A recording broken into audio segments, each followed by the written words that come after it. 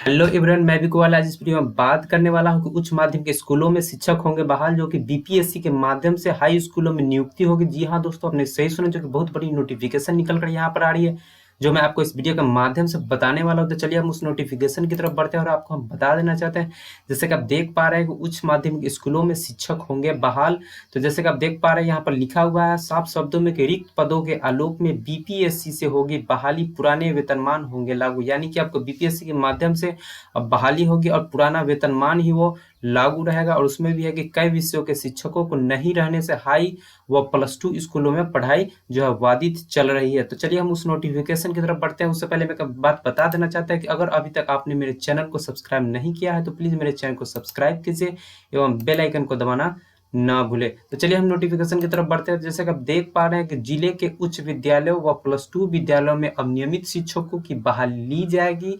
चयन प्रक्रिया बीपीएससी यानी बिहार लोक सेवा आयोग द्वारा आयोजित परीक्षा के माध्यम से होगी। यानी कि इससे पहले जो सीटेट 19 में जो एग्जाम हुआ था, अब उसके माध्यम से नहीं बल्कि आपको बीपीएससी का फिर से एग्जाम देना पड़ेगा। उसके माध्यम से जो है आपको बहाली की प्रक्रिया जो है वो स्टार्ट की जाएगी। इसे लिए शिक्षा विभाग ने पत्र जारी कर स्थानीय विभाग को जिले के सभी हाई व +2 स्कूलों में शिक्षकों के रिक्त पदों की सूची तलब की है।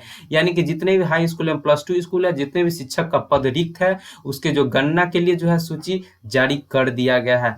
वही फिर नया नोटिफिकेशन निकल कर आ रहा है कि नई व्यवस्था के तहत चयनित होने वाले शिक्षकों का पुराना वेतनमान मिलेगा। यानी कि वही पुराना वेतनमान मिलेगा। इसमें जो है जो भी नए वाले जो टीचर बहाल होंगे उसका जो वेतनमान होगा वो पुराने वेतनमान के आधार पर ही वो लागू होगा। वही चलिए फिर हम आगे बढ़ते हैं। जैसे कि आप देख पा रहे हैं कि बहाली रिक्त पदों के लिए होगी। पूर्व से स्कूलों में कार्यरत नियोजित शिक्षक अपने स्कूल में कार्यरत रहेंगे। उच्च विद्यालय व +2 स्कूलों में शिक्षकों के रिक्त पदों को देखते हुए विभाग ने यह निर्णय लिया है कि ताकि विषयों के अनुसार शिक्षकों की बहाली बीपीएससी द्वारा आयोजित परीक्षा के आधार पर ली जा सके। बीपीएससी द्वारा शिक्षकों की नियुक्ति प्रक्रिया अन्य विभागों की तरह प्रतियोगी परीक्षा के आधार पर होगी। यानी कि दूसरे प्रकार के जो एग्जाम होता था वो भी शिक्षकों के लिए अब सेम टू सेम जो है वो बीपीएससी का एग्जाम जो है वो लागू कर दिया गया है। वही फिर हम आगे देखते हैं तो लिखा हुआ है कि इसके लिए अभ्यर्थियों को बीएड होना अनिवार्य है। मेरिट के आधार पर नियुक्ति न होकर अभ्यर्थियों का चयन प्रक्रिया से गुजरना होगा। यानी कि पहले जो अब मेरिट के आधार पर वो सिलेक्शन हो जाता था, लेकिन अब जो है आपको बीपीएससी के एग्जाम टर्म जो है उसे आपको गुजरना पड़ेगा, तब जो है आपकी बहाल की प्रक्रिया जो है वो स्टार्ट की जाएगी। वही लिखा हुआ है फिर शिक्षकों में शिक्षा में सुधार को लिए विभाग ने बनाई रोड मैप। हाई स्कूलों व +2 स्कूलों में लगातार गिरती शिक्षा व्यवस्था को ले विभाग ने एक रोड मैप जारी किया है, जिसमें हाई स्कूलों व +2 स्कूलों के रिक्त पदों पर नियोजित के बजाय नियमित शिक्षकों की बहाली होगी। बहाली प्रक्रिया में पारदर्शिता रखने सहित अन्य प्रक्रिया के लिए चयन समिति का गठन किया जाएगा। अहम बात है कि नियुक्ति प्रक्रिया में पूर्व से स्कूलों में कार्यरत नियोजित शिक्षक भी इसमें शामिल हो सकेंगे। इसके लिए उन्हें अनुभव के आधार पर अलग से अंक दिए जाएंगे। यदि वे पूर्व से पद स्थापित स्कूलों में सेवा देना चाहते हैं तो वह यथावत बनी रहेगी। बहाली रिक्त पदों की संख्या व विषयों के आधार पर की जाएगी। मुख्यमंत्री के निर्देश के बाद शिक्षा विभाग ने इस पर कार्य करना शुरू कर दी है। विभाग रोड मैप के अनुसार पहले तो उन सभी स्कूलों में रिक्त पदों की संख्या मांगी है जहां शिक्षकों के पद खाली है। तो जैसे कि आप देख पा रहे हैं कि अब जो है एग्जाम जो पहले जो जुलाई में जो सीटेट 2019 का जो एग्जाम हुआ था, अब उसको जो है वो कैंसिल कर दिया गया है। अब उसके बजाय जो है बीपीएससी के माध्यम से जो है अब बहाली की प्रक्रिया जो है वो स्टार्ट की जाएगी। अब ये समझ में नहीं आ रहा है कि सरकार जो है बार बार ये टर्म कंडीशन क्यों लागू कर रही है। पहले कुछ और निकालती है नोटिफिकेशन, फिर कुछ और नोटिफिकेशन निकालती है। जब बीपीएससी के माध्यम से ही एग्जाम लेना था, बहाली करना था, तो फिर सीटेट का एग्जाम जो है वो सरकार क्यों लिया है। सरकार जो है अभ्यर्थियों के साथ जो है वो जुमलेबाजी क्यों कर रही है, राजनीति क्यों कर रही है, ये चीज समझ में नहीं आ रहा। चलिए हम उस नोटिफिकेशन की तरफ आगे बढ़ते हैं, जो आपको मेन नोटिफिकेशन हम और आगे आपको दिखाते हैं। जैसे कि आप देख पा रहे हैं कि विद्यालयों में कई विषयों के नहीं मिल रहे शिक्षक।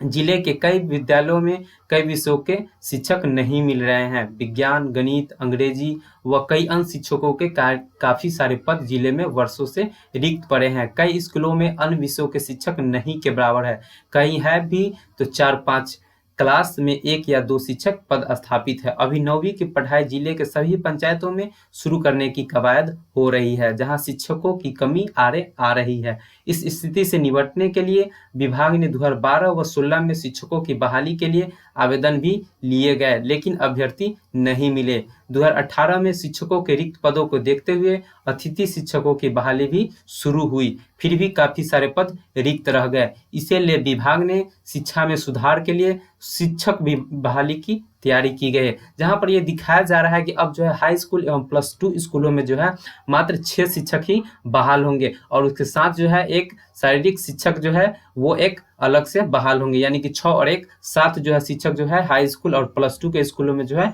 बहाल होंगे। वही यहाँ पर यह दिखाया जा रहा है कि शिक्षकों की कमी के चलते जो है बहुत सारे जो सीट है वो खाली रह गए हैं, लेकिन यहाँ तो हकीकत यहाँ पर यह है कि बीएड और एमएड करके बहुत सारे अभ्यर्थी अभी भी रोड पे बैठे हुए हैं और शिक्षक और यहाँ के नेता जो यहाँ के जो सरकार है वो कह रही है कि हमें अभ्यर्थी नहीं मिल रहे हैं, जिसके कारण से जो है दूसरे स्टेट से जो है शिक्षकों को डिमांड किया जा रहा है और मांग की जा रही है। लेकिन ये क्या चल रहा है, ये क्या राजनीतिक हो रही है, ये खुद किसी को नहीं पता चल रहा है। अब जो है हर अभ्यर्थी को जो है एकजुट होना पड़ेगा और इसके खिलाफ जो है लड़ना पड़ेगा, तभी कुछ हो पाएगा। चलिए एक और नया नोटिफिकेशन है जो कि बहुत ही महत्वपूर्ण है, उस नोटिफिकेशन को हम आपको बताते चलते हैं। जैसा कि आप देख पा रहे हैं कि हाई स्कूलों व +2 स्कूलों में शिक्षकों के काफी पद रिक्त है। शिक्षकों के रिक्त पदों की संख्या विभाग के उपलब्ध कराई जाएगी।